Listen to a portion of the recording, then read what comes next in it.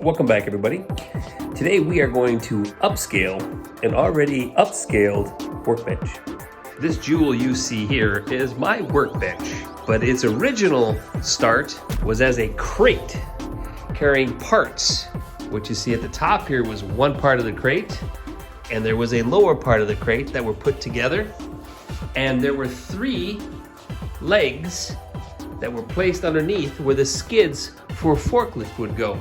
And all I needed to do was add a 4th leg, which you see right here, flip the 2 pieces of plywood around and create the top. But now we need to add a base and some drawers to add stability and storage.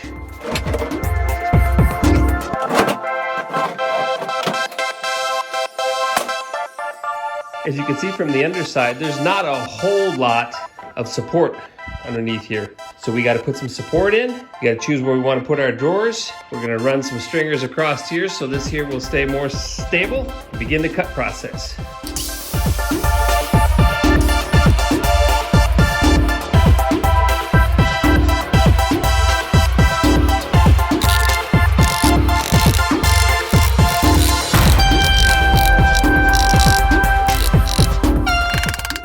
So as you can see, we have this enclosed, and in just a moment I'm going to show you what we're going to do. We're going to use this as side storage on the side of the bench. By the way, nailing into that hardboard isn't so easy.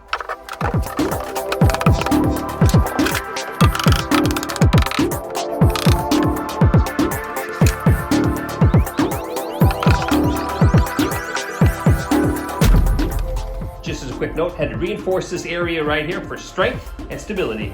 So we're reinforced all across.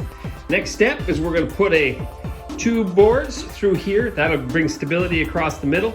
It'll split the 2 sides so we can put in 1 storage area and 1 for cabinets. We're going to do that using pocket holes.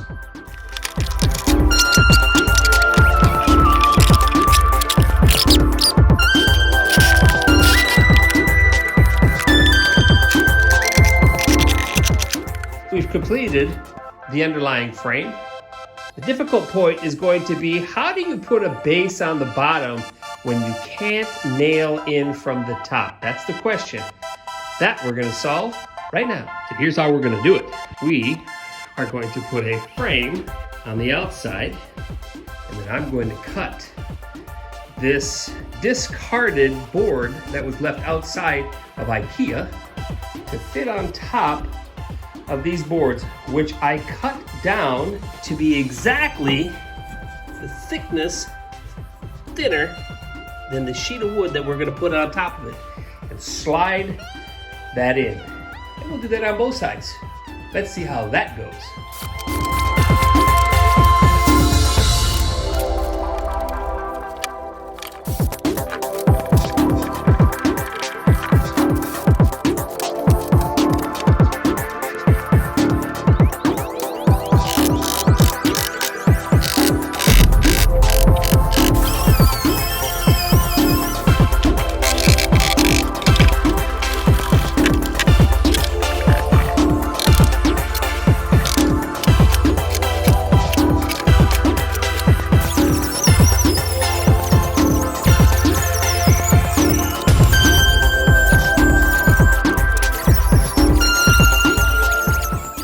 So we have completed 1/2 of the sides, okay? In the front that you have here, this one's not as deep as the other side. This side is designed to have a drawer, and I don't want the drawer to come too far out.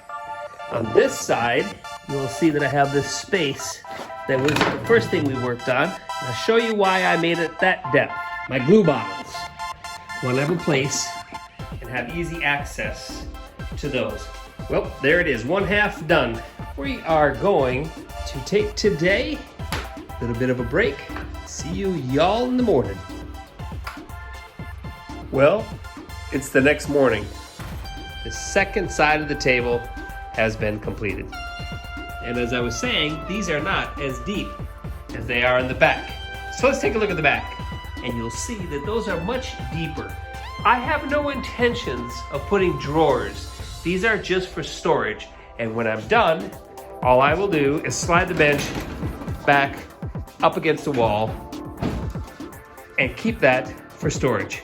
Our next steps, we need to put stringers across the bottom.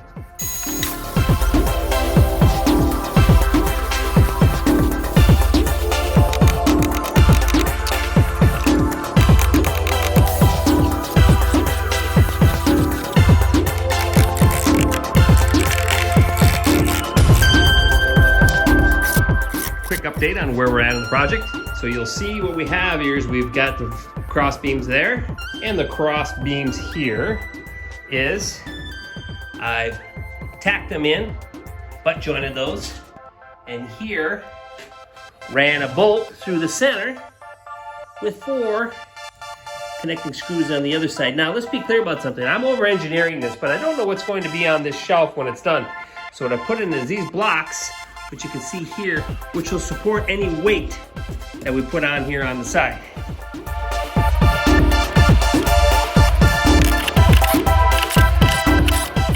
All right, so we're making some progress here, but in the book that I co-authored, Guy Rules, which you can get at guyrules.com, I talk about something called hasty quality. So here, look at how nice that is. We're rushing, getting the math down, perfect cut.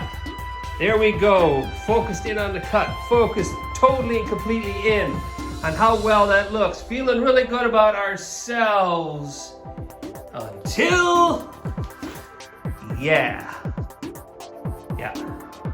Hasty quality, people. Do the math, Garland, do the math. Okay, so we're gonna return to this project, something that we've had quite a bit of time since the last time, completely different shop. We're going to run this stringer across that we have now, but we're going to cut it here, okay?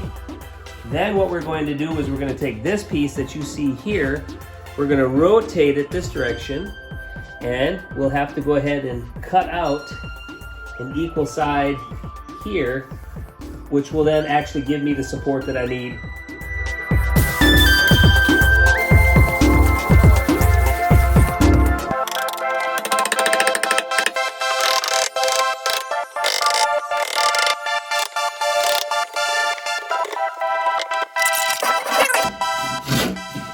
All right, so as you can see here, we've got our piece in and we're able to salvage this section.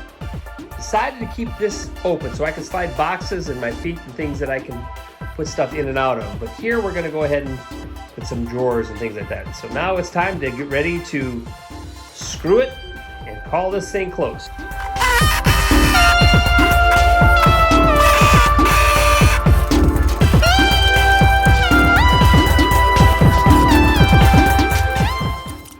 How was that? Hard, but you know, fun, I guess.